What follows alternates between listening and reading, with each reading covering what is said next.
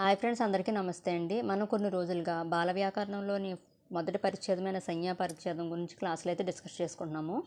నిన్న క్లాసులో అయితే మనం 19వ సూత్రం వరకు కూడా కంప్లీట్ చేసుకున్నాము.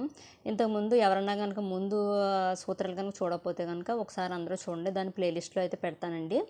ఇవాళ క్లాస్లో వచ్చేసి 20వ సూత్రం కానించి 23వ సూత్రం వరకు కూడా కంప్లీట్ చేసుకుందాము. 23వ సూత్రంతో మనకేంటంటే సంజ్ఞా పరిచ్ఛేదం అనేది మొత్తం కూడా కంప్లీట్ అయిపోయినట్టేనండి.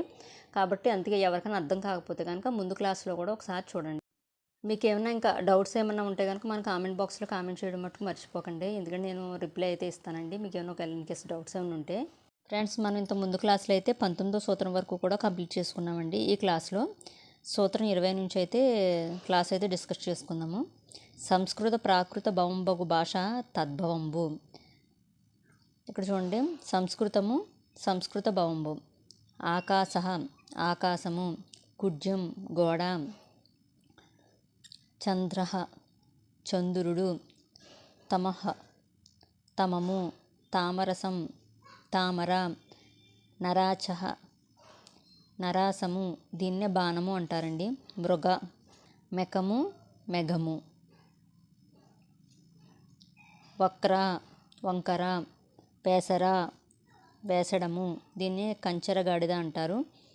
సముద్ర సంద్రము, సూచి సూది, విభహ నెపము నెవము వంక, ముఖం మొఖము మొగము, స్మరః మరుడు, హరణం అరణము, హరితాళం హరిదళము, పుస్తకం పొత్తము, కన్య కన్యే కన్య, గృహం గీము, పుణ్యం పుణ్యము. నెక్స్ట్ సంస్కృతము ప్రాకృతము ప్రాకృత భవము. ప్రవాళ ప్రవాళో, పవడము పగడము, మత్సర మచ్చరో మచ్చరము, యజ్ఞ జన్నో జన్నము, లక్ష్మి లచ్చి లచ్చి, విష్ణు విన్ను వెన్నుడు, వైద్య వెజ్జో వెజ్జు, స్తంభ శంభో కంబో కంబము, స్థూలం తోరం తోరణం. సంస్కృత ప్రాకృత భాషల్లోని పదాలు మార్పు చెంది తెలుగు భాషలోకి వ్యవహరింపబడినట్లయితే వాటిని తద్భవములు అందురు. తత్ అనగా సంస్కృతము, ప్రాకృత భాషల నుండి భవము అంటే మార్పు చెంది పుట్టినది అని అర్థం అనమాట. ఇక్కడంటే తద్భవము అంటే ఏంటి? సంస్కృత ప్రాకృత భాషల నుంచి వచ్చిందని అర్థం అనమాట. ఆకాశ అనే సంస్కృత పదం నుంచి ఆకాశము అనే తెలుగు పదం పుట్టినది. అద్గరహ అనే సంస్కృత పదం ఇంగాలో అనే ప్రాకృత పదముగా ఇంగళము అని తెలుగులో ఉదహరింపబడుచున్నది. నెక్స్ట్ సూత్రం 21. త్రిలింగ దేశ వ్యవహార సిద్ధంబగు భాష దేశ్యంబు. చూడండి, త్రిలింగ దేశ వ్యవహార భాష ఏంటి మనకి అంటే త్రిలింగ అంటే 3 ప్రాంతాలు ఉన్నాయి కదండి. ఆ ప్రాంతాలలో మనకు వ్యవహరించబడే భాష మనకి దేశ్యం అన్నమాట. ఊరు పేరు, ఇల్లు ముళ్ళు, కోట పేట, దూడ మేడ, కోత లేత, తావి మోవి, చెట్టు గంప దుంప, బుట్ట పుట్ట, గట్టు. ద్రాక్షారామం, శ్రీశైలం, కాళేశ్వరం అను శైవక్షేత్రములు ఎందలి 3 శివలింగములకు మధ్య ఉండే భూభాగంను త్రిలింగ దేశము అని అంటారు. ఇక్కడ చూడంగా త్రిలింగ దేశం అని ఉంది కదండి. ద్రాక్షారామం, శ్రీశైలం, కాళేశ్వరం ఈ 3 ప్రాంతాల మధ్య శైవక్షేత్రాల మధ్య ఉన్న భూభాగంని త్రిలింగ దేశము అని అంటారంటండి. తెలుగు భాషలో సంస్కృత ప్రాకృత భాషా పదాలతో సంబంధం లేకుండా ఈ ప్రాంత ప్రజల వ్యవహారంలో సహజసిద్ధమైన భాషను దేశము అని అంటారు.